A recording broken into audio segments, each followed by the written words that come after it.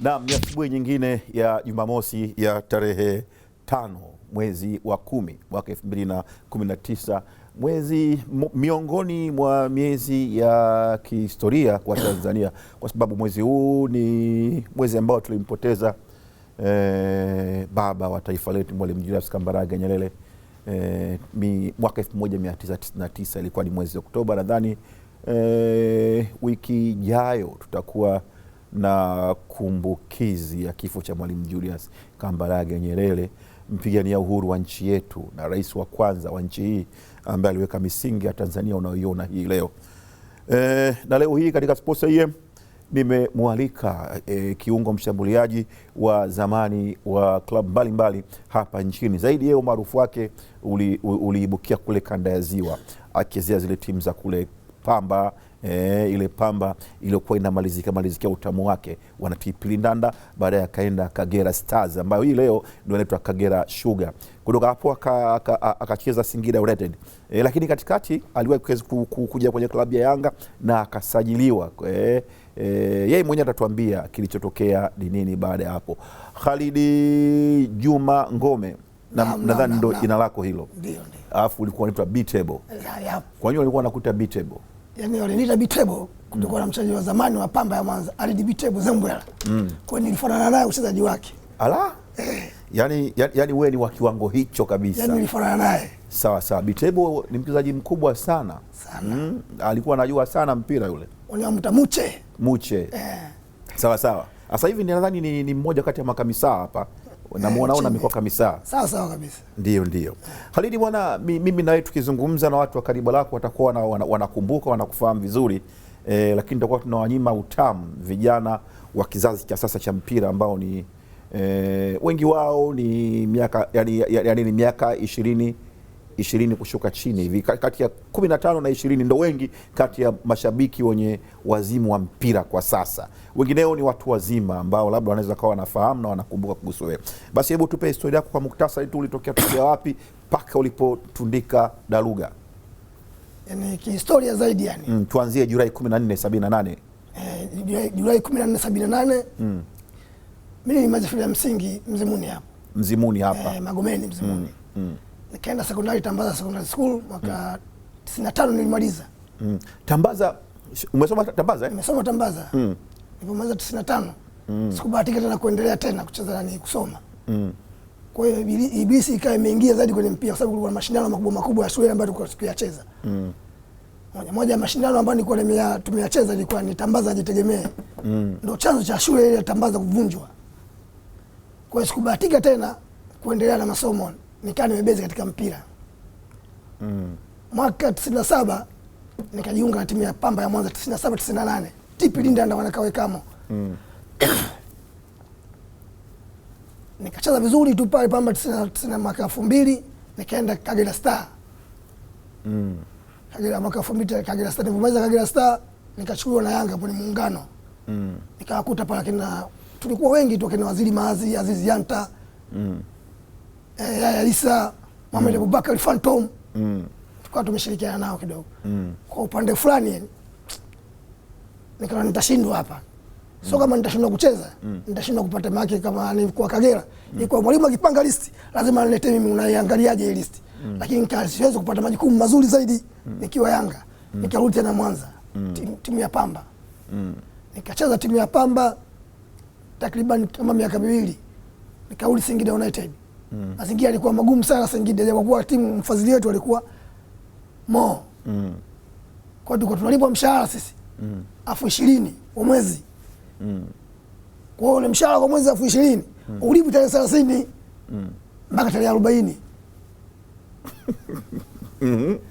Tarehe 40 ndio unakuja unapata mshahara wako 20,000. Yaani mazingira yalikuwa mabovu sana yani. Kwa hiyo tumecheza mpira katika mazingira magumu sana.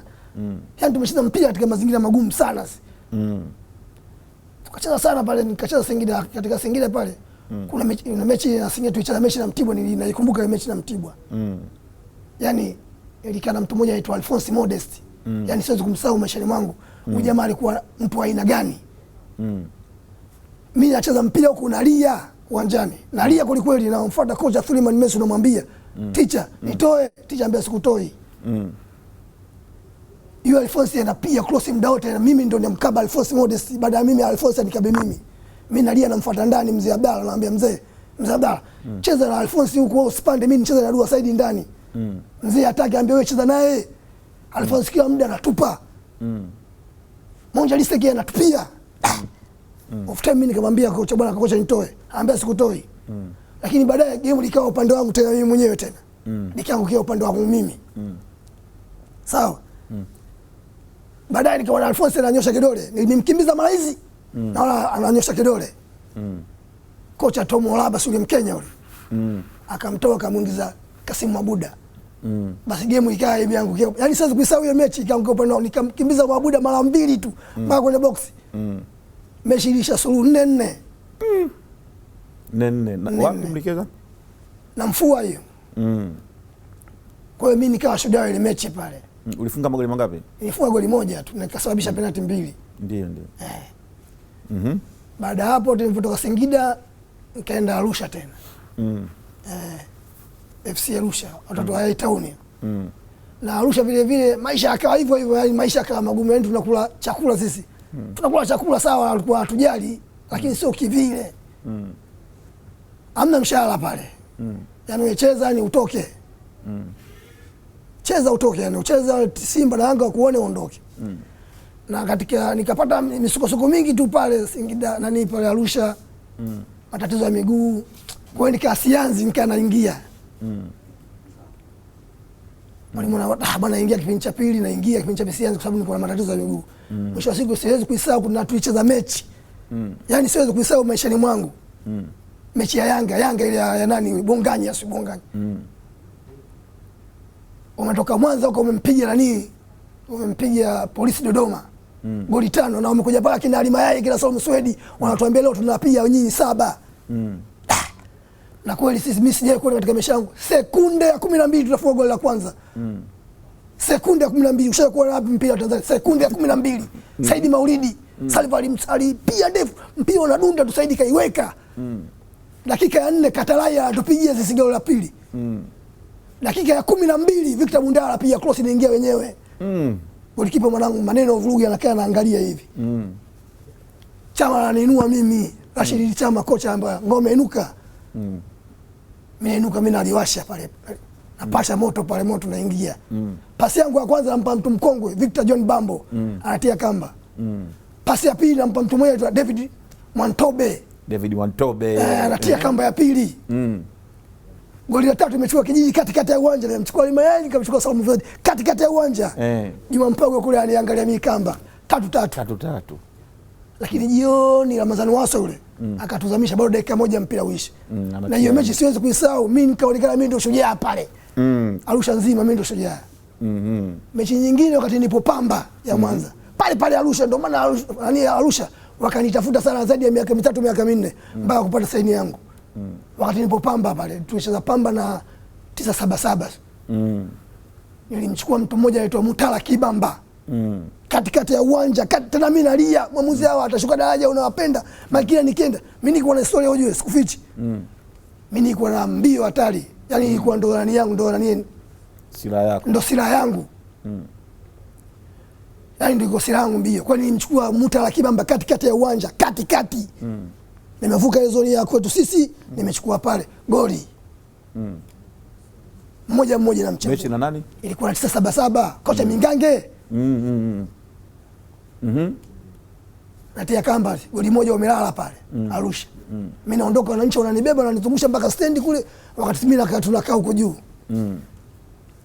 Basi nikakaa Arusha zaidi ya miaka 2, nikatoka nikaenda Kahama. Maisha ya Kahama yakawa ndo vile vile tena. Hapa zaidi ya mwanzo maisha ya Kahama. Kwa mtu unatoka kufanya mazoezi, mnalala kilomita 2 huko ndo mnapokwenda kulala, mazoezi mnafanya mjini. Kwa mpaka mkishafika kule unamkuta ule mpika chai yule amekaa juu kwenye mpera, ananing'inia hivi, ananing'inia kwenye mpera. Tushafanya mazoezi magumu, hatujui chai tutakula na nini. Kama na mzee Mgeja, Hamisi Mgeja na marehemu Diki Mgoloka. Lakini timu ilikuwa na upinzani kwa sababu uongozi ulikuwa watu wawili tofauti. Huyu anataka madaraka, huyu anataka madaraka. Na ikawa wameigawa, huyu anataka wachezaji wake na huyu wachezaji wake. Sisi tukawa tunasafiri, sisi tunatoka hivi Kahama tunaenda Mtwara na Haisi Wacha tumebanana sisi kwenye zile wanapokaa wanafunzi kwenye mpaka Mtwara tunatocheza mechi tunategemea tutashinda kule. Tunafika saa 4 mechi jioni. Tunatoka Mtwara na hisi tunaenda Songea kucheza Majimaji. Tukitoka Songea tunakuja Morogoro tunacheza na Yanga. Alafu unategemea nini hapo? Na gari yetu haisi. Na tukifika asubuhi jioni mechi. Mtwara tulipata suluhu, lakini sehemu zote tukafika Majimaji tukafungwa, tukafika na Yanga wakatupiga 4, tukarudi Arusha. Kwa hiyo ndio hiyo historia fupi tu ambayo nilikuwa nimetokea kama nikarudi tena Arusha FC. Nikarudi Arusha FC tena nikacheza nika bwana nipumzike, tunaona natamba huko Dar es Salaam stambi wala nini. Kwa bwana nipumzike. Sawa. Katika historia yako unatuambia kwamba mwaka 98 ndio uliingia Pamba. Pamba ilikuwa timu tishio sana miaka hiyo ya 90 tangu mwanzoni ilikuwa natoa wachezaji wazuri. Hebu tukumbushe wakati wewe unaingia Pamba ulikuta wachezaji gani pale? Pale nilikuta Asmani Bilali Bilo, Ali Mlisho Madoso, Elias Mwachula, kuna mtu anaitwa Kalume Songolo, Emmanuel Kingu yuko pale, Victor Bundala, Victor Isaac. Kwamba niwakuta pale Francis Felician, Fula. Kakuta wataalamu pale na mimi kwa sababu nilikuwa na mwili mdogo ila nilikuwa machachari. Alafu hatari. Senga alikuwa shaondoka. Damian Senga alikuwepo fullback ya kulia. Yaani alikuwa anamuogopa sana ni Edby Jonas Lunyamila, alikuwa anagala. Kibola Lunyamila tu basi anagala. Na nakumbuka mechi ya kwanza kucheza ilikuwa mechi na Tukuyu. Ile mechi inayofuata tulicheza mechi na Yanga. Tulikaa benchi moja na Yanga. Kwa nini? Imani tu za ushirikina. Hebu tusimulie. Tulikaa Shungu bwana aligongania kwa sababu si timu mwenyeji anajulikana anakaa upande gani. Lakini sisi tukalazimisha kwa sababu vitu vilikopo kule vitu vyetu. Na wao washaambia wao wameweka vitu vyao. Vitu ndo nini? Si mambo yetu yale. Mimi sijui mambo yetu kwani nabii wa kwenu. Yaani tulikuwa tumenani yani. Tulijiandaa kwa wataalamu mambo ya nje. Kwa hiyo vitu vyetu tukaviweka pale. Tueleze vizuri. Tuliroga manake tuliroga. Kwa hiyo uchawi wetu tukatumeweka pale. Kwa hiyo wale wakaambiwa bwana pale wale nini na nyinyi mnatakiwa mkae pale pale. Kwa hiyo tulikaa benchi moja timu zote. Mchezaji anatoka pale anaenda kuingia anatoka pale benchi moja. Yanga na Pamba benchi. Na kanuni za mchezo zinasemaje? Sasa zinaruhusu kitu kama hicho? Akiruhusu lakini si na Kamisari ruhusu awe aliendelee. Sasa kwa sababu ishakuwa tena kama upinzani fulani ilibidi Kamisari ruhusu tuendelee. Na mechi ile kawaje mwisho? Mechi imeisha 1-1. Mohamed Hussein huko akatia kamba Kalume Songolo akachomoa. Mwaka 98. Mwaka 98. Na kumbukumbu zangu zinanipa kuna mechi moja mlicheza na Yanga pale. Ndiyo. Mkawatia kimoja. Yanga walikuwa wanafukuzana na Mtibwa ile ya kinadua kugombea ubingwa. Ndiyo. Ile mechi ikawaharibia harakati za ubingwa. Lakini wakaenda kukata rufaa wakadai kuna mchezaji mlimtumia alikuwa ndio huyo Karume Songolo, siji Victor Isaac. Alisema ni alikuwa si mchezaji halali. Hebu nikumbushe na hiyo mechi kama unaona. Ilikuwaje kuaje na yenyewe mishe zake? Mechi kweli tulijiandaa kweli. Na kweli Victor Isaac alikuwa mchezaji halali wa Pamba Mwanza, alisajiliwa kutoka FC ya Lumumba. Yaani tulitoka wote, mimi Karume na Victor Isaac wote tumetoka FC Lumumba. Baadaye alisajiliwa Yanga yule naye. Ndio. Akafeli. Akafeli. Kaondoka. Kwa hiyo tulijiandaa kweli. Na kweli tulichukuliwa na sisi na baadhi ya viongozi wa timu kubwa. Tukaenda sehemu tukafichwa kwa ajili ya hiyo mechi ya Yanga. Na kweli tukafanya kama tulivyofanya vile. Tukawatia goli moja. Baadaye na watu wanakata rufaa sio na mchezaji ambaye si halali. Wakati Victor Isaac alisajiliwa ni halali kabisa. Ndio. Sawa. Hebu niambie ulitoka hapa ukaenda Kagera kwanza ama ulitoka hapo ukaenda Yanga kwanza ulivyotoka Pamba? Nilivyotoka Pamba nikaenda Kagera. Nilivyotoka Kagera hapa kuna skendo hapa. Ndio. Nadai kwamba kuondoka kwako Mwanza kwenda Bukoba ilikuwa ni kesi ya mwanamke. Mwanamke alikukimbiza Mwanza asa ikawa kelele ukaona mimi hapa siwezi kukaa kwa amani ndo ukaenda Bukoba. Kweli vitu vingine uweze kuvizungumzia hiyo ikawa.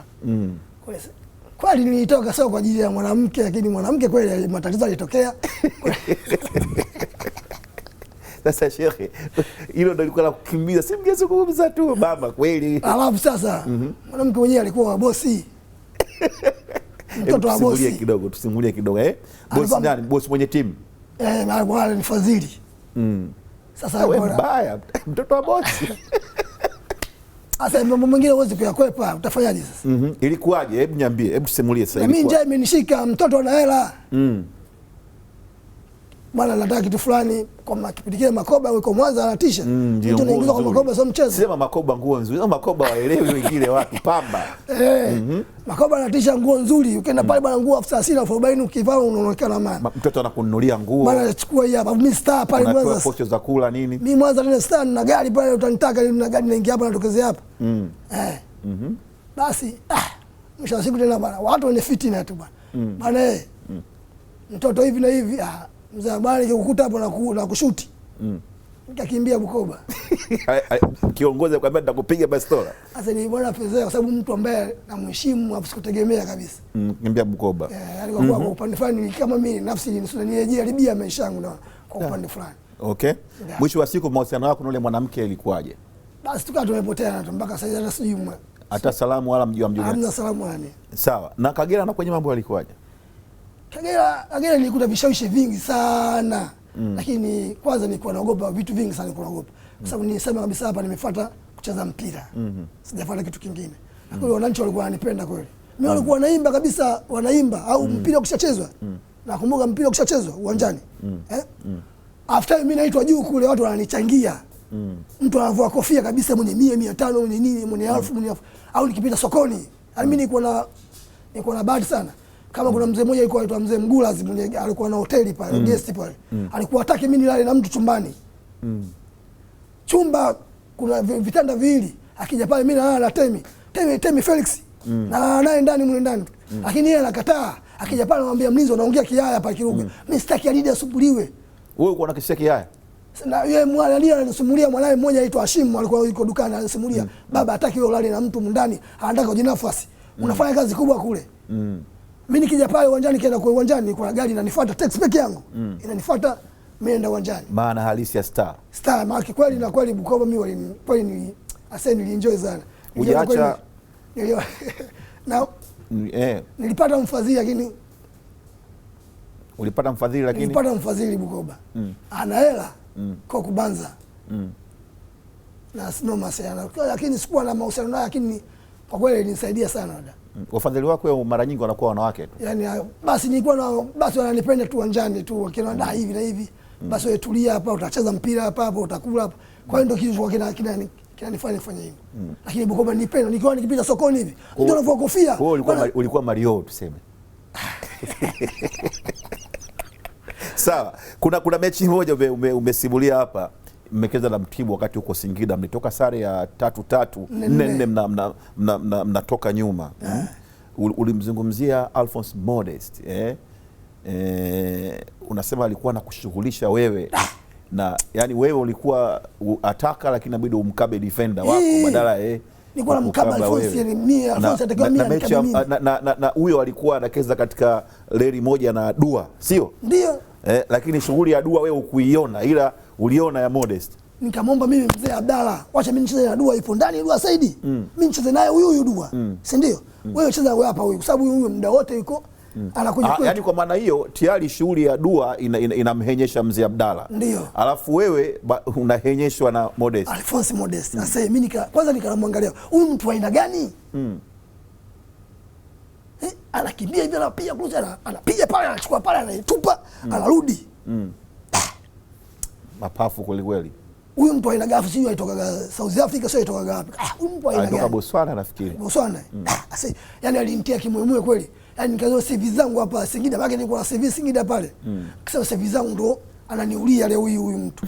Lakini Mungu tena akahamia upande wa kwangu tena. Mwenyezi Mungu alihamia maana yake ni mshukuru sana Suleiman Mesu. Anaambia tulia.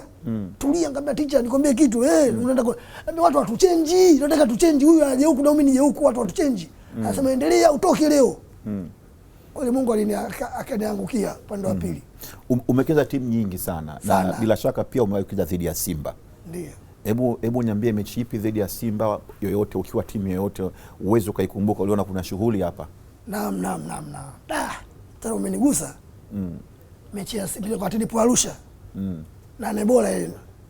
Simba na FC Arusha. Bwana tulitoka saa 2 usiku pale uwanjani. Kwa nini? Yaani kipindi kile unajue sisi tulifuatwa pale na Mall United. wakatufuata na Yanga, mnatakiwa mwafunge Simba. Mkiwafunga Simba kuna milioni 4 hapa nje. Mwaka gani? Iko mwaka 2005. Kuna milioni 2 nje. Tuwafunge Simba. Asa jamani, sisi tunaondoka Arusha tuna njaa kweli.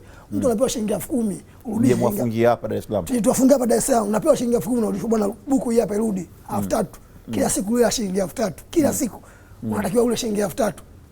Siku 3 tunashinda Dar es Salaam. Tuwafunge tukafikia Keko pale. Hoteli gani? Pale Crystal Palace kwa nyuma kuna hoteli moja pale, tukafikia pale tukaekwa pale.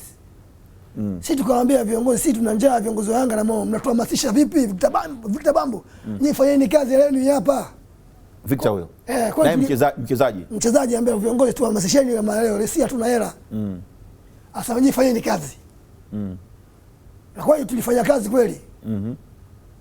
Boba ni wanamtia roba na nini maneno vuge. Siwezi kuisahau hiyo mechi. Maneno vuge kwenda kona, mwamuzi anamwambia mwamuzi angalia. Mwamuzi anakuambia twende, maneno anainuka, anacheza kona. Moja. Golikipa kani Kevin Mogama. Ipiga umeme alikuwa kakaa hivi kwenye nguzo.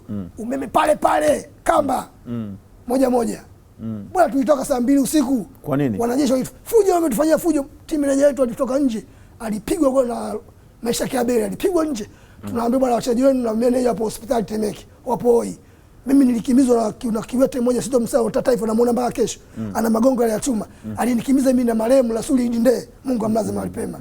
Alinikimbiza pale uwanjani na nafuata kule. Na nafuata askari watanisaidia. Askari wananikataa. Yaani wana usalama wanawafuata wao mzalo yaani jamaa yaani kama vile anaruka. Ananikimbiza na magongo yake hivi na hivi. Lakini wanajeshi walitufuata, sio wakatupitisha geti la kule shamba la Biblia. Wakatupitisha geti la kule hao. Si tunajua mlipofikia leo tutaua, si mmepewa hela na Yanga au na Molo.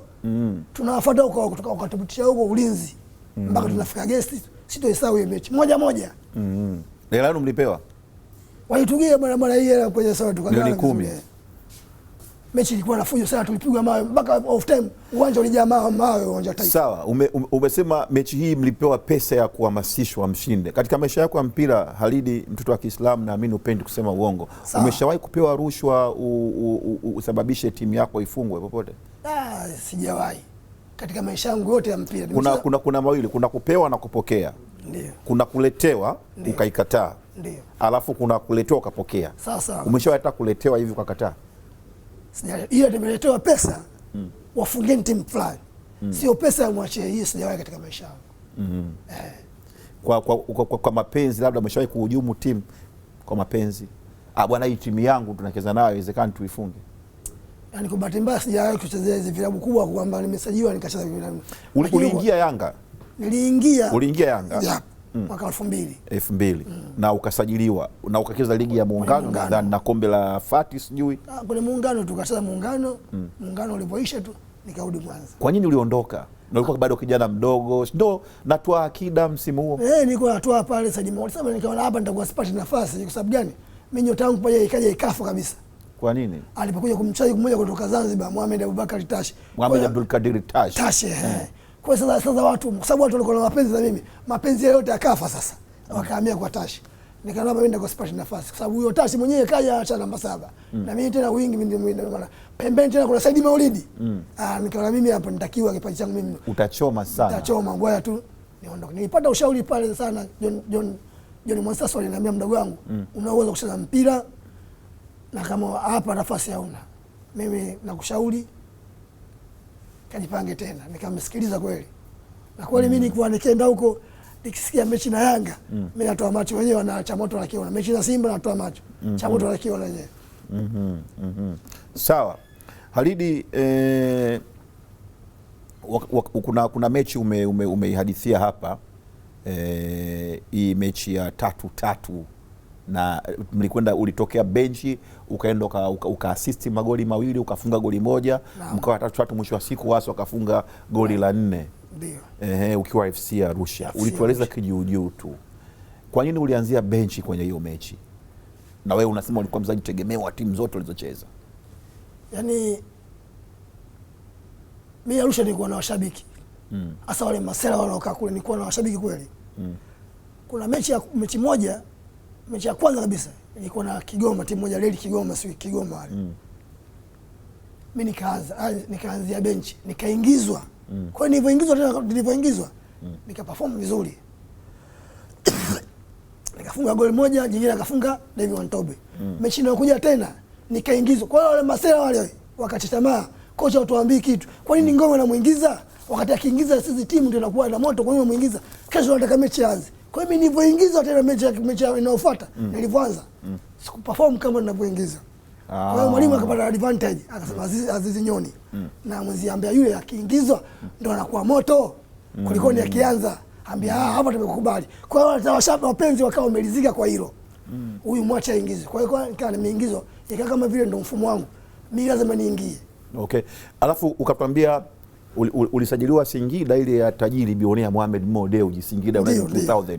Hata hivyo unasema kwa hali ngumu, mishahara tayari 40, ilikuwaje? Na timu ilikuwa na tajiri.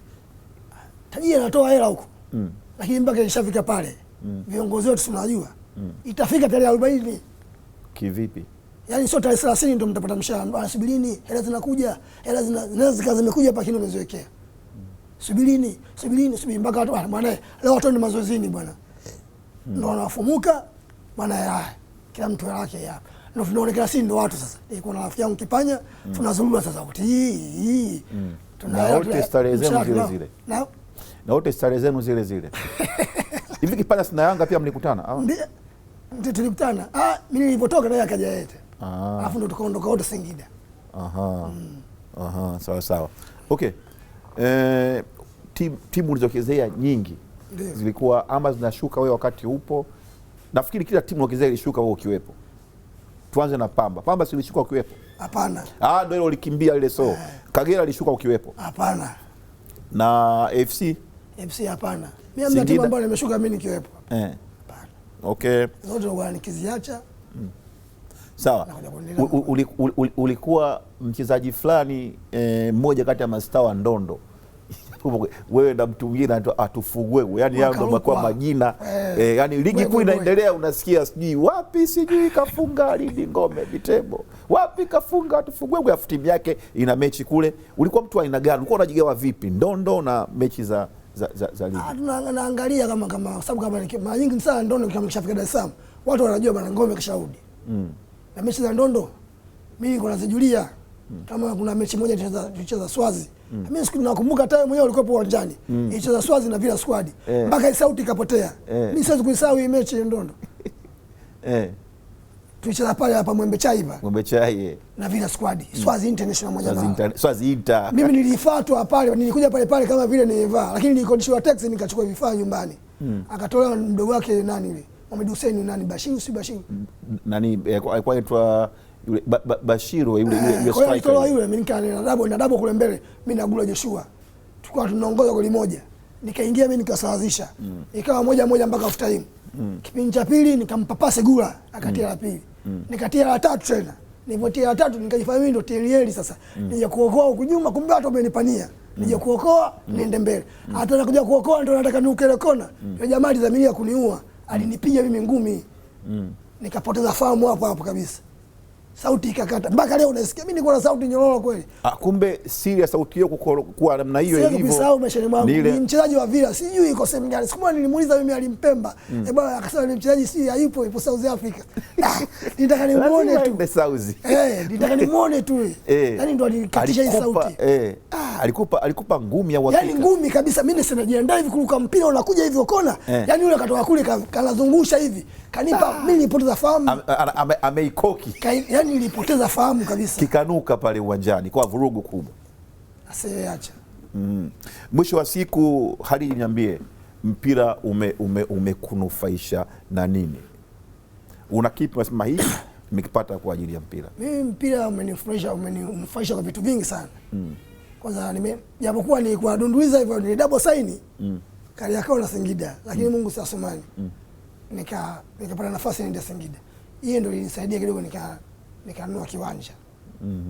Sikubahatika yani kwa ajili ya mpira nimenunua kiwanja, lakini najenga kwa mambo yangu mimi mwenyewe binafsi. Unajenga bado unajenga? Najenga kwa mambo binafsi, lakini sio kwa sababu nilikuwa katika mpira nikajenga, hapana. Ila nilinunua baada ya double sign.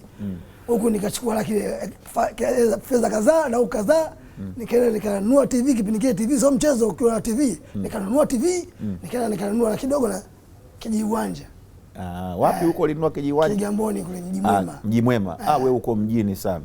Hicho kiamua ukiuza hata leo unauza hela nyingi sana, ila sio shauri uuze. Huyo ni Khalid Juma Ngome, kiungo mshambuliaji wa zamani wa klabu mbalimbali za ligi kuu Tanzania bara. Kama alivyosema mwenyewe, amecheza Pamba pale, amecheza Kagera, amecheza AFC Arusha, amecheza Singida, hali kadhalika na Dar es Salaam Young Africans. Aliingia pale kwa muda mfupi akacheza, lakini baada ya hapo akakimbia ili kunusuru kipaji chake. Mimi naitwa Mahmoud Zuberi, kipenzi ni Sports AM1. Naomba usiondoke, kaa hapo hapo, nitarejea baada ya muda si mrefu.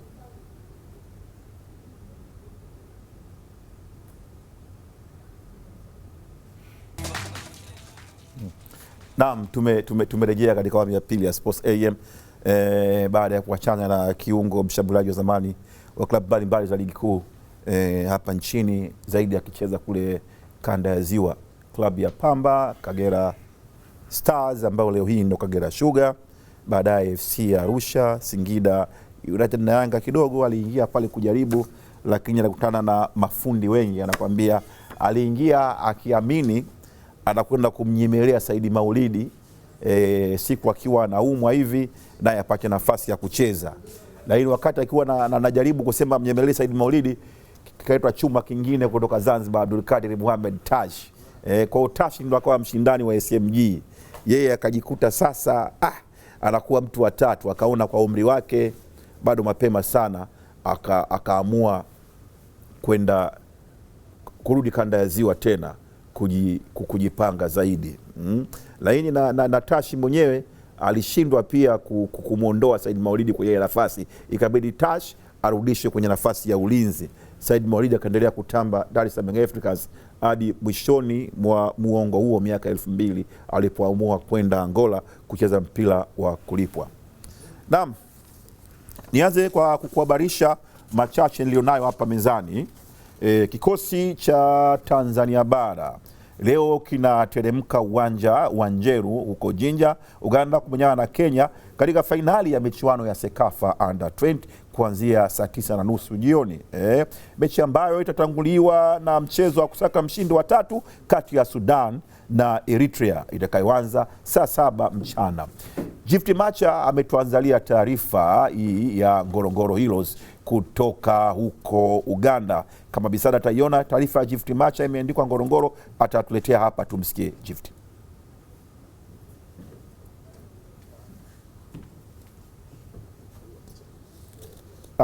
Bila shaka haipo tayari, itakapokuwa tayari tutaletewa. Na ligi kuu ya Tanzania bara inatarajiwa kuendelea leo kwa mchezo mmoja tu, Azam FC wakiwakaribisha Namungo FC ya Ruangwa mkoani Lindi huko uwanja wa Azam Complex mjini Dar es Salaam kuanzia saa 1 usiku.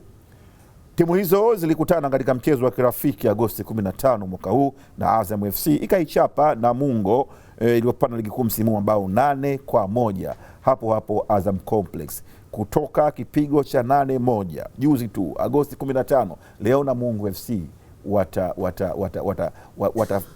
watapata matokeo gani mbele ya Azam hapo Azam Complex? Hilo ndo swali.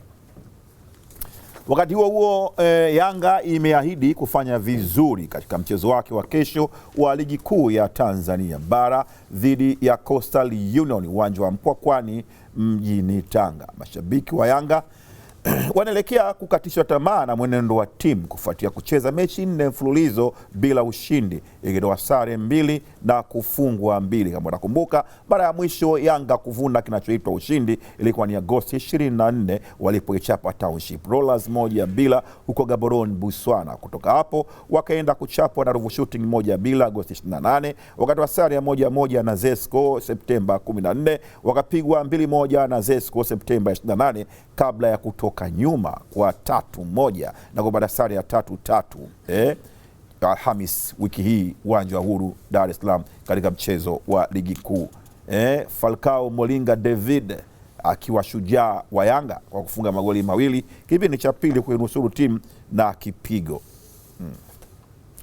Na mabingwa wa Tanzania Simba Sports Club watafanya ziara mkoani Kigoma kwa ajili ya michezo miwili ya kirafiki dhidi ya Mashujaa FC Jumatano na Aigle Noir ya Burundi Ijumaa wiki ijayo uwanja wa Lake Tanganyika.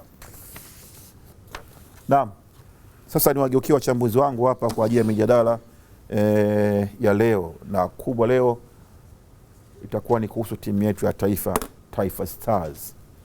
Na leo kuna bin Said wawili kama kawaida. Jemedari Said Kazumali, Dua Said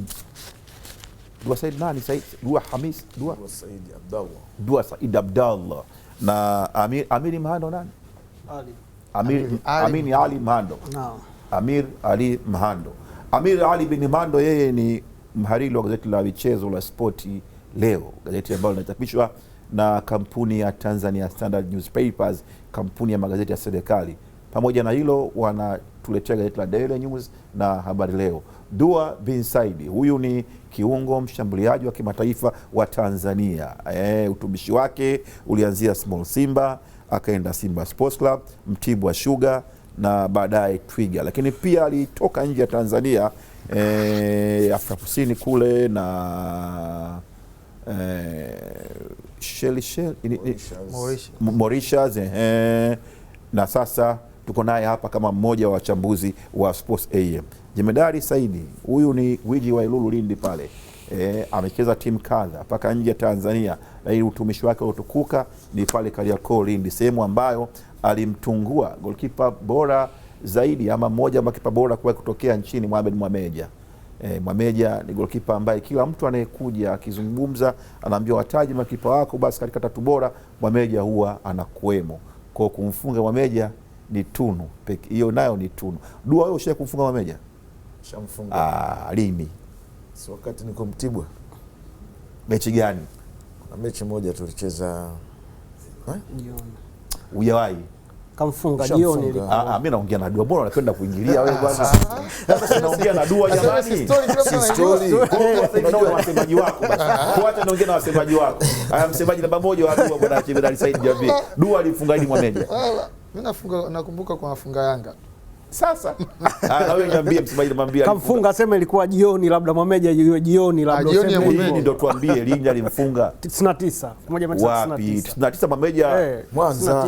99 tumecheza national team ya Zanzibar na national team ya sasa ilishakuwa wakati uko Mtibwa mara sasa kumbukumbu sema umeniuliza swali bwana, hujawahi kumfunga bwana, kwa nini kumfunga wewe mazoezi ile Simba huko?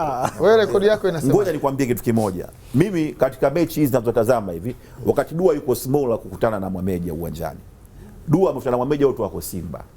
Wakati yuko Mtibwa ile mwaka 99, umeshaona bwana, Mwameja kwa anachaguaga mechi za kucheza. Mechi na Mtibwa Mwameja ya kucheza. Kuna mechi moja ilikuwa Simba anaenda kucheza na Mtibwa Morogoro. Ile mechi namna gani Mwameja baada ya kufungwa 3 na Yanga apeli 3, ile goli la Nato, nakumbuka Nato, Mwameja ile akawa amezingwana na Mzee Azali. Sikiliza nikwambie, mechi ya Simba na Yanga, ile Yanga anampiga Simba 3 hapa Dar es Salaam, ile Shaban Ramadhani anafungua fulana imeandikwa Nato kwamba tumwapiga mapigo ya Nato. Baada ya pale Mwameja akaandika barua ya kuresign Simba. Sawa, hiyo soli mwenyewe ndio aliandika kwenye dimba. Kwa Simba kutoka pale wachezaji wengi wakawa tuma haiko vizuri, na kucheza na Mtibwa Morogoro, mechi ya mwisho. Ndio mechi ambayo huyu kama kumfunga Mwameja angemfunga hapo, akumfunga. Ndio hiyo sasa mpaka wakapigana. Unajua hiyo mechi wamekimbia kiwanjani mbili, wakakimbia kiwanjani. Hiyo mechi ya Manungu na mechi inachezwa Manungu. Jamani, Mwameja kwenda 99 Dua alikuwa Mtibwa kuwepo. Mimi ningekuwa Badala ningesema nitaweka milioni. Nauliza hivi, mkileta ushahidi 99 Dua alikuwepo, Mtibwa kuwepo? Alikuwepo, ndo anaingia. Mtwara alikuwepo, Lindi. Yaani msikia kwambia Medali uko sawa. Unakumbuka ile mechi ya Lindi Simba anafungwa? Nisikize tu kwa makini. Naikumbuka. Na baada ya pale walipotoka ndo anakuja ukezana Yanga, kama utakumbuka. Kwa sababu ile msafara wa Lindi ule mimi nakumbuka nilikwendaga kule kuripoti ile mechi. Kwa hiyo mimi siku narudi na nafika tu ofisini naambia bwana, wewe unaposhuka hapo nenda Taifa, Yanga anafanya mazoezi. Kwa hiyo nikatoka Tandika kipindi hicho, kituo cha mabasi ya Lindi kipo Tandika. Kwa hiyo nikatoka Tandika nikaenda uwanja wa Taifa ambao sasa hivi ndio wa Uhuru. Nikawakuta Yanga pale wana trade. Kumbe na Simba nao wameteremka tu kwenye kimbinyiko, wanaingia na wenyewe uwanja ule ku trade, wanakutana na Yanga. Sasa wewe unachobisha kwa sababu mtu mwenyewe anakuambia nimemfunga. Ngoja nikwambie. Yeye mwenyewe amekwambia amemfunga. Sawa. Wewe unabisha. Wewe ambaye ni binadamu, hata wewe ni binadamu. Hata wewe pia ni binadamu. Ndio maana natakaje? Lakini namba ya Mwameja tunayo. Pia naye anaweza akawa nakumbuka. Lakini rekodi zipo, rekodi zipo. Kabla kumpiga Mwameja huko mbali, yeye mwenyewe atuambie mechi gani. Rekodi zipo. Kwanza timu ya Zanzibar sikakosea kama binadamu. Wale Dua wewe tuko wote hapa. Tupo wote. Nenda kapekua mafaili yako. Usije ukaambia sio si mafuriko amepeleka kapekua rekodi zako, wiki ijayo tuletee ulimfunga Mwameja mechi gani. Hata mimi nitazileta ninazo. Ataleta. Basi baada ya mabishano hayo yasiokuwa na tija wala afya katika mijadala ya siku hii ya leo, tuende tujielekeze kwenye baada ya msingi ya siku ya leo. Bwana kocha wetu Etienne Ndairagije ametaja kikosi cha timu ya taifa cha wachezaji 28 kwanza. Juzi ilikuwa Jumaa ngapi? Ilikuwa Alhamis ametaja kikosi Alhamis. Ndio. Kikosi hicho ni kwa ajili ya mechi dhidi ya Rwanda kule Kigali Oktoba 14. Obvious ndio ambao wanacheza pia na Sudani mechi ya mahojiano ya CHAN. Swali langu la kwanza ambalo nalipeleka moja kwa moja kwa Jimmy Kazumari. Tujielekeze kwenye swali la msingi ili kujipa fursa ya kujadili pia na maswali mengine. Tusitoke nje ya swali kuzuia uwezekano wa swali ambalo limeandaliwa kwa mapana marefu. Jemedari, hatimaye Shomari Kapombe amerejeshwa. It's about Kapombe. Amerejeshwa. Ni kitu cha kawaida, si anacheza kwenye klabu yake, na kama amerejeshwa maana yake ni kwamba kuna wakati rais wa TFF tulimsikia anasema Shomari anaumwa. Sasa maana yake, tafsiri yake ni kwamba labda wamewasiliana naye Shomari mzima, kwa sababu pia kwenye jambo kama hili coach nimemsikia akitoa ufafanuzi kuhusu mchezaji mwingine na akisema kwamba yeye alikuwa anaumwa hapo, lakini amerejeshwa baada ya taarifa kwamba TFF alikutana naye katika mgao wa viwanja vya rais, naye akamepatiwa. Yaani amerejeshwa baada ya taarifa kwamba viwanja vya mgao wa viwanja vya rais ndio vimehusu, na pia kuhusu zile pesa za Makonda utaratibu unafanywa apate. Ulisikia? Kwanza nilisikia kwamba alipewa yani taratibu za viwanja na yeye alihusika.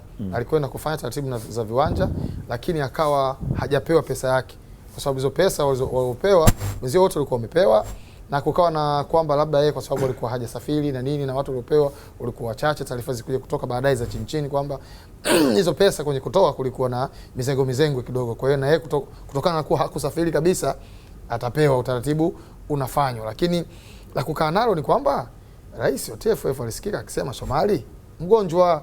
Kwa hiyo maana yake ni kwamba kulikuwa na mawasiliano, ile kuto kuitwa kwake kulikuwa na mawasiliano yanaendelea, kwamba hawezi kuja kusema kwamba tumewasiliana naye bado anaumwa, tumewasiliana naye bado anaumwa, ingawa kiutaratibu, kwa sababu Shomari ndiye fullback wetu namba 2 wa kwanza mbele ya wote waliopo kwenye nchi hii wanaocheza ndani na nje, na tuwe na taarifa za kuambiana kwamba mchezaji wetu huyu Tumaini anaumwa, iwekwe ipo tu.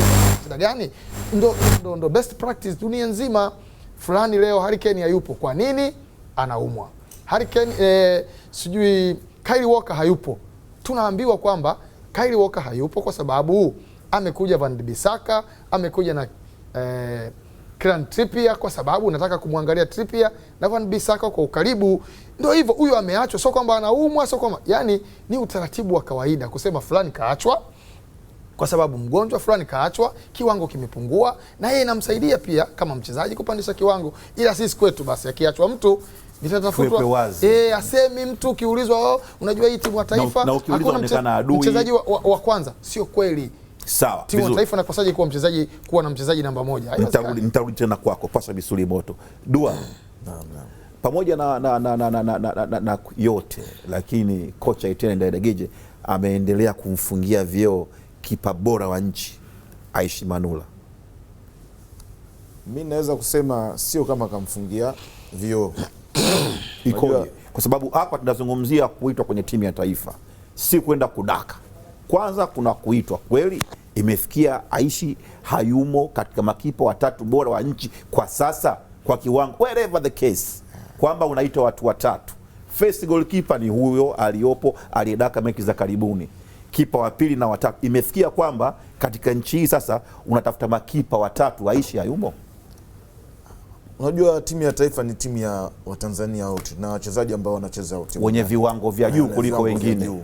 Sasa kama kocha akamwacha Aishi, anajua ni vigezo gani ambavyo vimemfanya Aishi asimwache. Sasa mimi nakuuliza wewe, sasa mimi sitaki mambo ya kocha. Kocha atafanya mambo yake. Sasa sisi tunajadili maamuzi ya kocha. Kwa maoni yako wewe, sasa tuambie wewe kama Dua, je, imefikia kwamba sasa katika makipa watatu bora wa nchi kwa sasa ni performance za recent za hivi karibuni, kwamba katika performance za hivi karibuni kwamba tumefikia katika makipa watatu Aishi hayumo? Mimi kama mimi naweza kusema, na wala usiwe mwoga, unatoa maoni yako na unachokiona, na watu unapoongea hapa ndio wanakupima na ule wako wa kimpira. Wanaweza wakasema wewe bwana ulikuwa mzuri kwenye kucheza, lakini kuanalyze unashindwa. Sasa usikubali kufeli, tupe analyze za kimsingi hapa. Kwa kipa kama Aishi Manula kukosekana kwenye timu ya taifa ni kitu ambacho kigumu kwa sasa hivi, kwa sababu Aishi Manula akaperform vizuri katika mashindano yote good kuanzia kimataifa na mpaka hivi sasa hivi, lakini hapa katikati kidogo alipata injury ya bega. Pamoja na hivyo akuchukua muda mrefu sana katika maumivu yake akarudi tena, lakini kocha kaona bana, labda kutokana na maumivu aliyopata nimpe muda kidogo. Dua, kumpa muda sawa. Unajua unapoita makipa watatu sawa, Aishi akosekani kwenye mechi ni wawili na hizi mechi za mechi moja mechi mbili kwenye mechi ni wawili, kuna kumwita alafu kuna condition yake huyu hata kumfanya sabu siwezi. Kwa hiyo unakaa nao kambini, under train, end of the day watu wanakwenda uwanjani, wanaangalia line up 11 hayumo, kwenye 17 hayumo, jibu liko wazi, atakuwa hajawa fit. Lakini hata katika selection ya wachezaji wa timu tu haumo. Hilo ndo swali ambalo Watanzania kama gumu basi mpeje medali. Halina ugumu mimi nakwambia. Kama imefikia huku, kama imefikia kwamba kwa sasa pamoja na kudaka mechi zote za ligi Simba inashinda mechi zote. Sawa? Ila katika makipa watatu bora wa nchi hii kwa sasa kwa mwezi huu kati ya Septemba na Agosti tunao kwamba Aishi hajafikia kwenye kuwa hata kipa namba 3. Kipa namba 3 kafikia, so namba 3 mimi naweza kusema hata namba 1. So namba 3 namba 1. Naona kuna vitu mnaogopa nyinyi. Tuliache hivi. Nyinyi wapi wakati umemuuliza huyu? Wewe kuna kitu unaogopa. Mahmudu, kidogo mimi nataka kusema kitu kimoja kwenye hiyo Aishi. Sijui kama nafikiri mwalimu jana ujuzi huo mjadala uliibuka akajaribu kufafanua kwamba kwa nini amemwacha. Na clip hiyo ipo. Sasa tuweke tuisikiliza tutarudi hapo. Sasa tuweke clip ya Etienne anamzungumzia Aishi. Afu tutarudi. Nafikiri nitakuwa vizuri. Mimi shida yangu ni moja. Sawa? Kuna kupewa nafasi ya kucheza na kuna kuwa included kwenye timu. Mahmudu, sasa sikiliza bwana. Iko tayari, hebu tusikilize hapa. Kuna mchezaji umemwongeza kwenye kikosi chako. Ndio, kuna mchezaji Ntimbi Ditram kwanza ameonyesha performance nzuri. Bila hata ile performance mimi nilishawishika sana na ili kutumia height yake, kwa sababu mwili wake niliona kuwa ni moja ya kitu ambacho kinatu favor, tunahitaji pale mbele mtu. Na sio hii. Anyway, mimi nimesikia clip. Wewe umesikia? Hata mimi mwenyewe nimesikia. Umesikia alichokisema? Hebu tuambie Dua akasemaje? Yule kasema sikuweza kumuita kwa sababu sio kama ni mchezaji ambaye hawezi, ana uwezo mkubwa, lakini tu kwa sasa hivi nimemwacha, lakini time yote anakuja. Amesema bado anamfuatilia. Amesema anamfuatilia. Kweli. Mahmudu, kitu cha kwanza sasa wewe unataka tulazimishe yani haitwe. No. Alafu lakini Vinsbeli mimi sijui, lakini kwenye nani tumsikize na Amiri na kidogo. Nilikuwa nasema kama alivyosema Dua kwamba mwalimu amesema yule tangu mwanzo alimwacha wakati ule wa mechi za awali kwa sababu alikuwa mechi na Kenya. Mechi na Kenya kwa sababu alikuwa anaumwa. Alikuwa anauma. Sasa hivi amepona, bado anaendelea kumfuatilia kwa sababu anacheza kwenye klabu yake. Mimi nafikiri sio jibu baya, ni jibu zuri tu. Na wote hapa tunakubali kwamba ni kipa mzuri. Kwa maana ya jibu utakatai ni jibu zuri. Lakini hatujasema akajibu vibaya. Sasa tunakwenda kwenye tujielekeze kwenye uhalisia. Ni kweli Aishi ndio kuendelea kufuatiliwa kiasi hicho. Sasa tusiingie tukiwa na majibu yetu mfukoni kwamba majibu tunaotaka sisi yawe hivi au nini. Au tunajiuliza. Mimi naomba niulize. Ndio. ikitokea leo kwa mfano, unajua katika majibu waliotoa, moja ya jibu walilosema ni kwamba hakuna kwenye timu ya taifa, tena alitaja club, baadaye akasema timu ya taifa, hakuna mchezaji mwenye namba, yani mchezaji wa kwanza wa moja kwa moja. Yani kwa mfano let's say kama namba 9, yeye akasema mimi ndo namba 9, si ndio? Maana yake kwamba tafsiri kwamba Aishi si goalkeeper, yani sio yeye ionekane kwamba ndo goalkeeper namba 1 wa nchi. Yani wowote anaweza kuwa. Twende, mimi nataka swali langu ni hivi. Leo itokee kwa bahati mbaya, siombi, mfano tu, Mbwana akaumwa, akapata injury, akafanya mazoezi, akacheza, akawa anacheza yani Bwana Samata kwenye timu yake na magoli anafunga. Hajamuita mara ya kwanza, ya pili, ya tatu, ya 4. Akaja kutuambia namfuatilia. Atuandamani hapa. Mnaulizwa nyinyi, mbona niangalia mimi sasa? Mimi nafikiri na duka aulizeni nyinyi. Maana issue nani? Let's watch. Maana issue ni hivi. Goalkeeper bora wa nchi for the 4 consecutive years. Ndio goalkeeper aliocheza AFCON kwenye mechi za mtoano, ndio goalkeeper alioenda kucheza AFCON mechi 2, ikaonekana kwenye record kwamba ana saves nyingi kulinganisha na magoalkeeper wengine pia wa AFCON. Ndio goalkeeper wa mabingwa wa nchi, anacheza sasa hivi. Currently alikuja wakaongea akasema mimi naumwa. Yes, akaondoka. Akarudi akacheza kuanzia mechi ya Udisongo mpaka za ligi zote anacheza na ana clean sheet ndani yake. Ukija bwana ukisema katika watu 28 huyu hayupo, lazima kutakuwa na question mark. Wengi katika watatu wana nafasi moja. Haiwezekani yani kwa watu wao wote kuitwa alafu goalkeeper wetu bora wa nchi asiwepo, si kweli bwana. Kwa sababu za kizalendo ili tuliache. Mimi nachokiona kutafuna maneno kwa Dua na Amili kuna sababu. Umesema Amili ipo kwenye kamati gani ya TFF ile? Amili Mwando anakuja kwako, bado nipo kwenye mjadala wa timu ya taifa. Siku moja baada ya kutaja kikosi cha wachezaji wake 28. Siku moja baadaye akamuongeza mtu mmoja, Ditram Nchimbi. Kwa sababu Nchimbi yeye ametaja kikosi mchana, jioni yake akaenda akapiga hat-trick kwenye mechi na Yanga. Maoni yako juu ya hilo tu? Licha ya hiyo hat-trick, ni mchezaji mzuri Ditram. Ingawa alivyokuwa Azam kwa maana lakini ilihitaji hat-trick ili kuprove uwezo wake. Thibitisho na katika nani ya kawaida ligi ilivyokuwa inachezwa hapa anafanya vizuri na timu yake. Unamkumbuka mtu mmoja Nurdin Msiga? Unamkumbuka? Aliwatia Yanga pale Morogoro. Baada ya pale kapotea. Sababu zake? Sasa sijui sababu zilizofanya akapotea, lakini tunaamini Ditram bado ana uwezo, na kama ulikuwepo kwenye mechi ya Yanga siku ile, hata goli zake alizokuwa anafunga ni aina ya mtu ambao kweli anastahili katika watu 28 29 awepo kwenye kikosi cha timu ya taifa. Kwa hiyo ni sahihi, inawezekana mwalimu alipitiwa kidogo, lakini sasa amekaa katika njia yake. Na jambo ambalo watu wengi wamekuwa wazungumza kuhusu mwalimu, hasa mwalimu kabanwa na Azam kwamba anapomaliza majukumu ya timu ya taifa anajielekeza Azam, tofauti na mwalimu ambaye akimaliza majukumu ya timu ya taifa anasema leo nataka nikaangalie kikosi cha timu ya biashara kuna nani pale, anakuwa anatazama japo kwenye television, lakini katika wakati ambao timu nyingine zinacheza naye anakuwa yuko bize anayeongoza timu yake uwanjani. Ndio matokeo yake sasa inabidi asubiri mpaka asikie kuna mtu kafunga mengi ndio amuongeze kwenye timu, na akishamuongeza sio maana yake ametibu, bali ndio anakwenda kumuita mazoezi na muangalie huyo aliyofunga hat-trick mgani muone yukoje. Wewe unasemaje? Hiyo ni athari mojawapo ya kuwa na majukumu mawili. Kwa maana sasa unasemaje? Tutatuambia athari sasa unasemaje? Kwenye mamlaka nafikiri hilo walifanyie kazi haraka kama wanataka kweli timu yetu iwe na mafanikio yanayotakikana, kwa maana kwamba achague wafanyie kazi haraka kivipi? Watafute kocha wa kudumu, kwa sababu ni kocha wa muda. Watafute kocha wa kudumu. Kama huyu anapewa majukumu yeye ndio awe kocha wa kudumu, basi itakuwa jambo la heri, lakini vinginevyo watafute mtu ambaye atakaa kwenye hiyo timu moja kwa moja, ambaye atakuwa hana klabu. Sasa kama anakosa muda wa kufuatilia washambuliaji wengine wanaendeleaje hadi aje kama piga hati, atapata huo muda wa kumfuatilia Aishi? Ndio nasema kwanza kusubiri, utakunywa maji utajibu baadaye. Jemedali inakuja kwako. Baki nitakuwa nakuonea mimi. Ama Dua anasemaje? Anayesubiri tatizo lake wakati mwingine unakuwa na majibu yako, sasa unataka mtu ayajibu kama yalivyo, kitu ambacho ni kigumu kwa sababu hata tunatofautiana mawazo. Sasa nakuachia huru. Mimi nalalamika mno.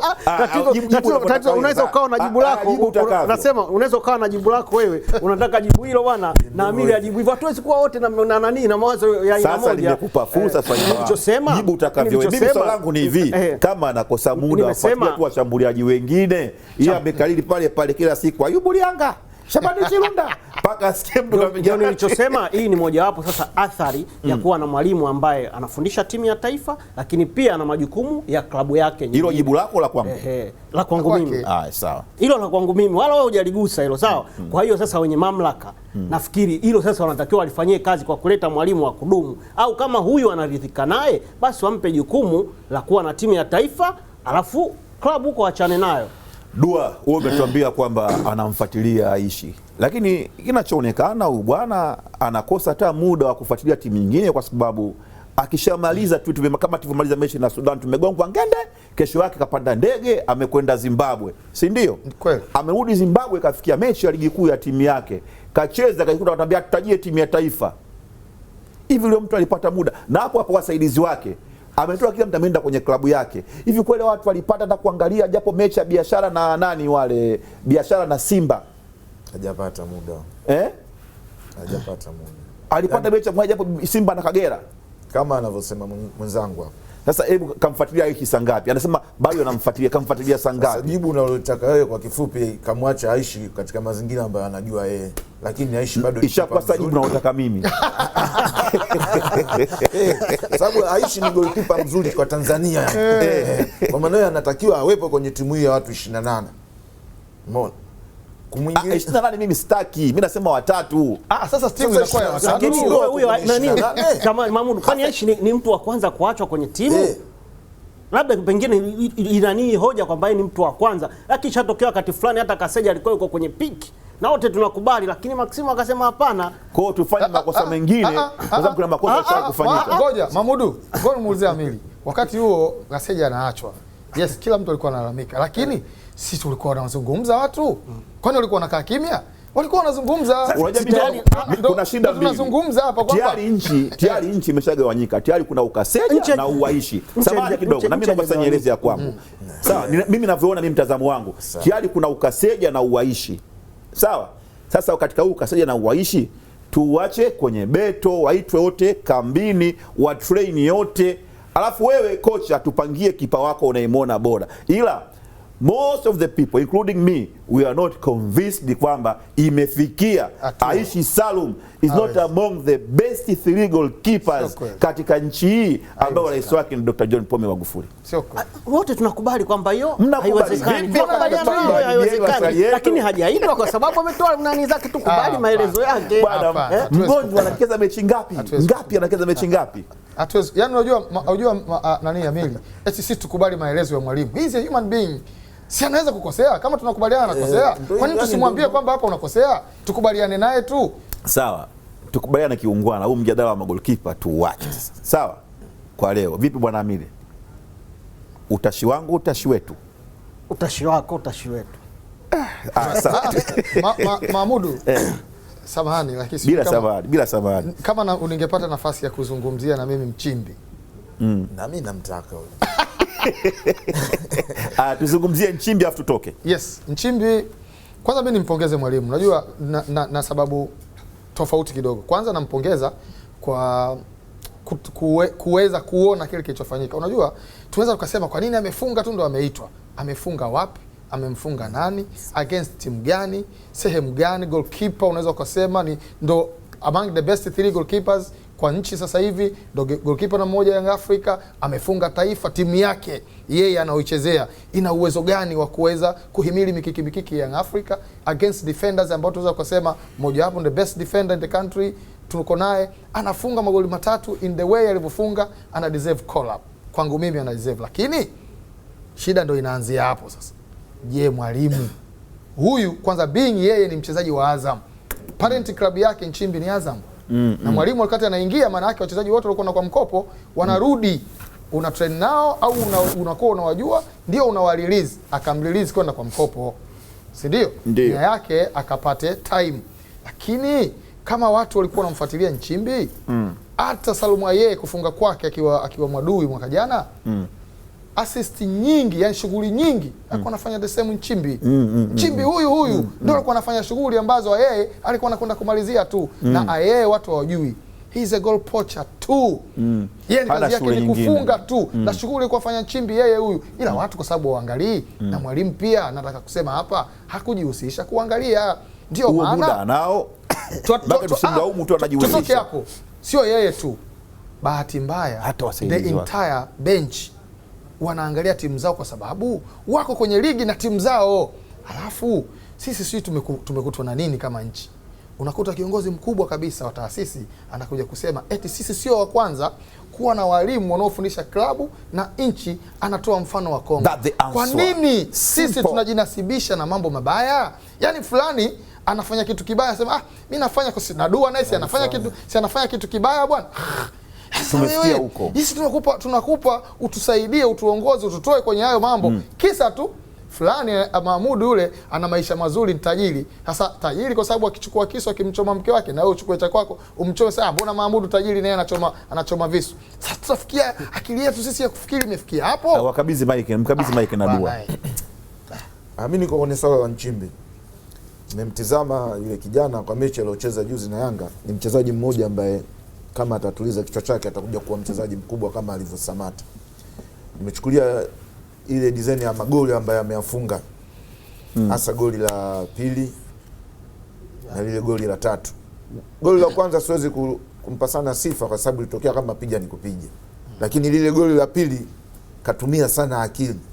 Sababu yule kipa alikuwa akashakuja kalala mbele, lakini yeye kupiga chini akafanya kama anachopa.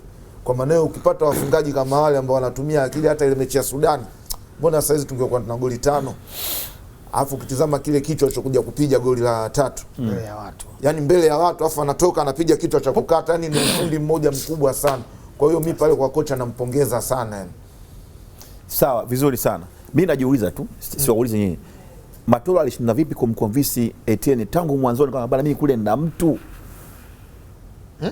Assistant coach wa timu hiyo ya taifa ni Matola, na Matola ndo kijana wake yule, anamjua. Alitaje kumconvince yule kocha wake mkuu amwite yule, na istoshe yule ni mchezaji wa klabu yake, sababu mtoto ni mzuri tangu yuko ile timu gani ile Njombe mji. Na nikwambie hapo, unapomtaja Matola alishindaje kumconvince, alafu huyu mwalimu ni mchezaji wake. Ukitafuta nikusaidie kwa muda wa sasa hivi collapse additional zote collapse zilizotokea kwenye timu ya taifa zote zinatokana na timu ambazo walimu hawa watatu aidha wanazifundisha au wamewahi kufundisha. Hilo ndo tatizo linapoanzia. Kwa sababu gani? Mpaka atokee mchezaji wa Namungo huko anaonekana na nani? Kwa sababu walimu wote wameconcentrate kwenye timu zao. Amiri, naomba tumalizie na hili. Dhidi ya Rwanda ni maandalizi ya mchezo dhidi ya Sudan. Exactly. Sawa. Lakini tumeleta na wanaocheza nje wameitwa. Turekebishe. Ndio. Dhidi ya Rwanda ni FIFA date. FIFA date sawa. Lakini mechi inayofuata baada ya dhidi ya Rwanda. Sasa tukisema FIFA date, athari yake ni hivi: mtakapocheza matokeo yatakuwa counted kwenye ranks. Kwa lazima wachezaji wenu wale wa nje waje wacheze, mnatafuta matokeo. Lakini katika kikosi hichi, kwa sababu tunacheza tarehe 14 na tarehe 18 tunacheza chani, hatuna muda. Kwa tunaita wachezaji wa ndani na wa nje. Usione ajabu kikosi kitakachocheza dhidi ya Rwanda kika include wachezaji wengi wa nje, ila kambi tutaweka wapi? Kambi ndo hii moja, kwa sababu tukitoka Rwanda it's very rare kama tutarudi hapa, na maana yake tunaweza tukaunganisha kwenda Sudani. Kwa hiyo the same squad watakaoondoka pale ni Kesi, sijui Samata, sijui Msuva, sijui kama atakuja Alinyanzi, sijui Imidi. Wao watapandia ndege yao pale, wanaondoka, sisi tutapanda ndege yetu aidha kurudi hapa twende Sudani au tunaenda Sudani moja kwa moja. Kwa hiyo they are very fine. Yani kwa nini mwalimu tu asinge waacha wa nje mara hii wako set na club zao, alafu yeye akafanya build up ya kikosi cha kwenda kucheza na Sudan? Mahmud, call up kwa national team kwa wachezaji wanaocheza nje ni kitu kikubwa sana, kwa sababu kwanza kina kuongezea credit kwenye klabu yako. Can you imagine leo watu unajua watu wakiishi huko kuna kitu kinaitwa homesick pia. Mtu anacheza Mbwana Samata, anaongea Kiswahili, anawafundisha watu tunaona, lakini ukimpa call up anavokuja huku ana time ya kurelax, anazungumza na watu wake, anaonana na watu, ndio inamjenga. Himidi Mao usipompa call ups anakuwaje na thamani kwenye timu yake? Alinganzi, kwa nini umpi call up? Msuva anaimbwa Kiarabu pale, yes anajifundisha nini, lakini call up inamsaidia kusema huyu mtu si tunamthamini, national team yake namthamini, lakini sio mtu tu akikaa tu pale sio bwana leo tumemuita kesho tumuita sema huyu bwana mchezaji wa kawaida, hata kwao wenyewe hawamthamini. Call ups hapo kwako nabakia ama nisogee kwa Dua bin Saidi. Hii nianzie kwa Amiri Mhando. Japokuwa ndio wenye tuzo zao, washindwa mwezi wa tuzo za mwezi za ligi kuu wametajwa, na kwa mara nyingine Simba imeendelea kung'ala. Miraji Athmani Shevchenko amekuwa mshindi wa tuzo ya mwezi Septemba. Tuconvince amewezaje kuwashinda Medi Kagere na Ismail Kado wa Prisons ambao wameperform vizuri na wote wamesaidia timu zao. Tuconvince kwa sababu wewe na jopo kwenye jopo lile. Sawa, Mahmudu, kila kitu kina vigezo vyake. Na mara nyingi kwenye uteuzi wa wachezaji bora huwa kuna makocha wako kwenye vituo. Kila kituo ambacho ligi inachezwa kuna makocha wanafanya tathmini zao, wana fomu maalum ambayo wanajaza kutokana na namna mchezaji alivyocheza, na fomu hiyo huwa inakuwa labda assist, kwa mfano mabeki wanakuwa labda uzuiaji wao na yani na vitu vingi zile fomu. Na katika hao walioingia watu watatu hao, huyo wa Prisons, Kagere na Miraji. Kagere amefunga goli 4. Amecheza vizuri katika michezo mitatu ambayo Simba imecheza kwa mwezi huu. Na huyo Miraji amefunga mwezi uliopita, mwezi Septemba. Na Miraji amefunga goli 2 katika michezo mitatu aliocheza.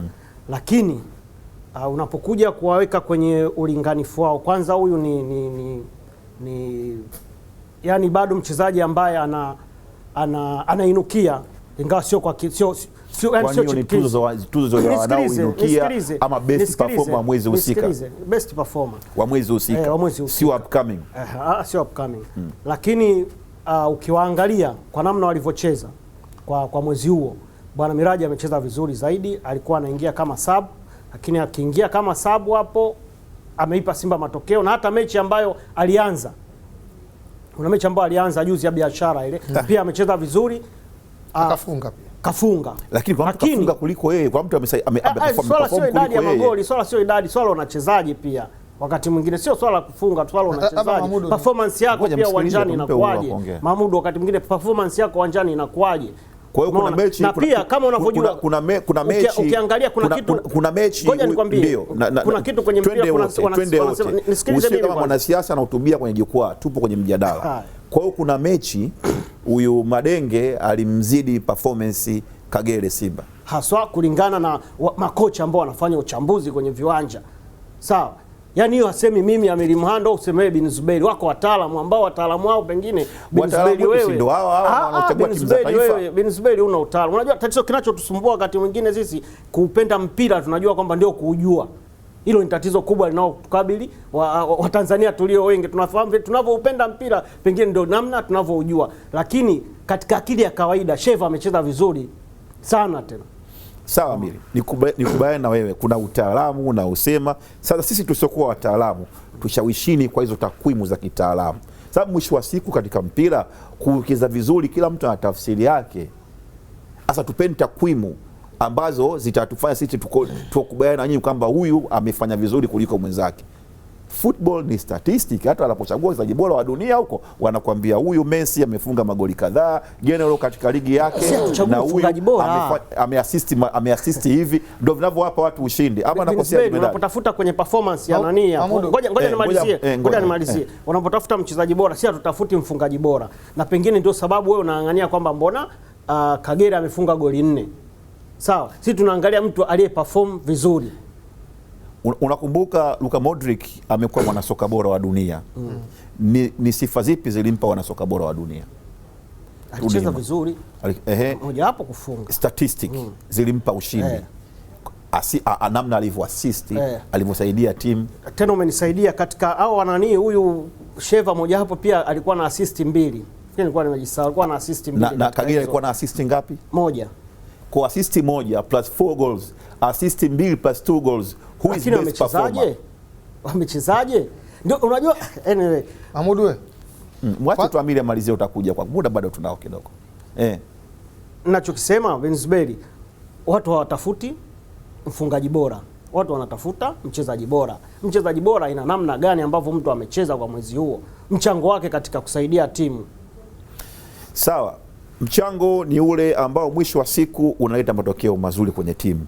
Kama ingekuwa ni kuchezaje, mimi kuna mtu yuko pale Young Africans, kwa maoni yangu mimi anacheza vizuri kuliko watu wote wa ligi kuu, ila hatuwezi kumtazama kwa sababu Yanga haina matokeo yanayoshawishi. Mchezaji gani? Siwezi kumtaja. Kwa nini? Sasa utaambiaje watu? Sasa utawaambia watu kama mchezaji anacheza vizuri. Message yangu ni kwamba first ni result ndio zaza kuvutia wewe. Alafu tuzo sio lazima kwamba unachokitaka wewe bin Zuberi ndio kiwe hivyo. Watu wanakwenda kwenye takwimu zao, kwenye taratibu zao zilizokuwa zimewekwa. Kwa hiyo akiona hizi bwana huyu anafiti kwenye hizi, anakaa. Amilie, wewe nikusaidie bwana. Ngoja nikusaidie. Naona anakushambulia tu. Unajitahidi kumueleza, mwisho unarudia mle. Yataki kukuelewa. Mahmud wewe, anachokisema Amili. Wanachokifanya ni kutafuta mchezaji aliyecheza vizuri. Inawezekana hata akufunga. Lakini amecheza vizuri. Sawa? Na unaweza ukafunga na pia usicheze vizuri. Dua anaweza kuwa shahidi bwana. Sio kila anayefunga anacheza vizuri. Kwa hiyo unaniambia kwamba huyo Madenga amepiga vizuri kulikuwa ni ajibu. Yes. Amepiga auta ngapi? What is outer? Sawa, basi tuachane na mjadala mwingine. Kitu kimoja umekisema hapa kizuri. Umezungumzia Yanga na katika vitu ambavyo vinasaidia performance ya timu. Inamsaidia mchezaji aliyefanya vizuri kwenye msimu kwenye mwezi mzima. Lakini kwa sababu ni individualism, pia anaangaliwa yeye personally alikuwa na mchango gani kwa performance ya timu. Kwa hivyo vitu mimi bwana mngeniambia kama mmetumia cha uzalendo hivi ningewaelewa. Kama mlitumia uzalendo kwa sababu ni Mtanzania mkaamua kumpa, sawa. Tumii niseme tu wazi mbele ya jopo kwamba Medi Kagere alistahili kushinda tuzo hii back to back kwa sababu ya takwimu na performance yake ya uwanjani. Leo hii tukisema tuite clip za Simba za mechi zote zile tuangalie work rate ya Madenge na work rate ya Kagere. Kagere alifanya zaidi kuliko Madenge, isipokuwa Madenge alifanya vizuri pia, ila akufikia kile kiwango cha Kagere. Mahmudu, yani leo mchezaji bora leo si Messi, lakini amepingwa na watu wote duniani. Wamepinga kwa sababu nyinyi mnakuwa na vigezo vyenu na wanaochagua wana vigezo vyao. Kwa kuwa mchezaji bora haimaanishi ulimtaja Luka Modric mpaka Cristiano likasirika. Luka Modric alichaguliwa hapa, Fabio Cannavaro mchezaji bora wa dunia nzima, mpaka Arsene Wenger akasema ukachaguliwa kwa sababu tu nchi yake imekuwa bingwa. Alichaguliwa Messi 2010 World Cup, watu wote walikasirika. Na nikupe mfano, Schneider alikuwa na kila sababu, alikuwa na vikombe vyote vya Ulaya, alikuwa amecheza finali. Messi akaja kuwa mchezaji bora, watu wote wakakasirika. Kwa wenye shindano ndio wenye vigezo. Jemedari Saidi, Tanzania bara inateremka uwanja wa Njeru leo Jinja kumenyana na Kenya katika finali ya Sekafa Under 20. Watu ambao tulitoka nao sare ya 2-2 kwenye mechi ya Group B. Leo tutarajie nini pale Uganda? Tutabeba kombe? Mchezo mgumu, lakini kama siku moja nilivyowahi kusema hapa, kama kuna timu ambayo haipaswi kutuangusha na timu ambayo hata mimi ni sipati tabu nayo, yani nikisikia inacheza nasema leo tunakwenda kushinda timu hii, kwa sababu ya namna ya stream iliyopitia, ikiwa under 17 wachezaji wengi wao mimi nimewahi kufanya kazi nao kwa pamoja, nimeshiriki katika kuwateua pia. Kwa hiyo naamini katika njia ambazo walizopitia, hawa ni moja kati ya wachezaji ambao wa kizazi cha leo waliocheza mechi nyingi mno za kimataifa, wana uwezo, wana experience ya kutosha kabisa. Wengi wao watu hawafahamu, lakini mwalimu Zuberi Katwila pia amekuwa anaweza kuwaunganisha, anaishi nao kama marafiki zake. Hawa ni katika Zuberi ni mchezaji wa zamani, anajua namna ya kuishi na wachezaji, lakini kikubwa hii timu inacheza kwa sababu ina misingi mizuri. Lakini imeona Kenya waliwafunga 5 ndugu zetu kama tulivyowafunga sisi, mechi yetu ilikuwa ngumu. Kwa hiyo wanatakiwa kuongeza pale palivyotokea mechi iliyopita. Kumbuka tulianza kutanguliwa mechi iliyopita, alafu tukaja tukasawazisha. Kwa hiyo tukifanya masiara ni mechi ambayo tunaweza ikatutokea puani, lakini bado imani yangu kubwa wa Tanzania tunaweza tukaibuka kidedea.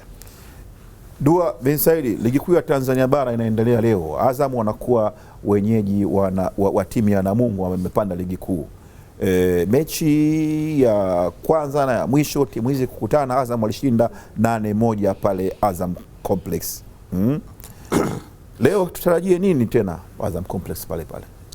Mimi naweza kusema mechi leo itakuwa ngumu kidogo, kwa sababu Azam wametoka kushinda, Namungo wametoka kufungwa. Kwa hiyo leo Namungo watu kubali kupoteza mara ya pili. Na Azam vile vile hawezi kubali kwenye uwanja wao kupoteza. Kwa hiyo tutarajie mechi ambayo itakuwa ngumu. Lakini naweza kusema na hapa nafasi bado Azam kutokana na matokeo ya nyuma kutoka kwenye mashindano makubwa na kuja kuingia katika ligi na vile vile kutaka kulinda heshima yake. Kwa sababu sasa hivi timu bado naingiza timu 4. Kwa hiyo Azam ni timu ambayo tunategemea kwenye zile timu 4 iwepo. Watakuwepo vipi? Lazima waanze kushinda hizi mechi za sasa hivi. Kwa maana hiyo mechi ya leo itakuwa ni ngumu kiasi. Abeni, mechi iliyopita kocha Etienne Daragije alimwanzisha Mwadini Ali akadaka vizuri, clean sheet, timu ikapata ushindi wa pili mfululizo katika ligi. Unadhani nafasi ya Mwadini kurudi leo kwa mara ya pili mfululizo ipo mbele ya Raza Kabalora? Mwadini alicheza vizuri, bahati nzuri nilikuwa uwanjani siku hiyo. Nilivyomuona namna ambavyo amecheza ni Mwadini yule ambaye alikuwa wakati fulani na Aishi. Kwa nafikiri bado ni nafasi nzuri kwake, hana tabu, ni kipa ambaye anajiamini, ana uzoefu wa kutosha, na ukimwangalia makosa ambayo katikati alikuwa anafanya yule Abarola, naona kama Mwadini anastahili kuendelea kukaa golini. Jimmy, nije kwako.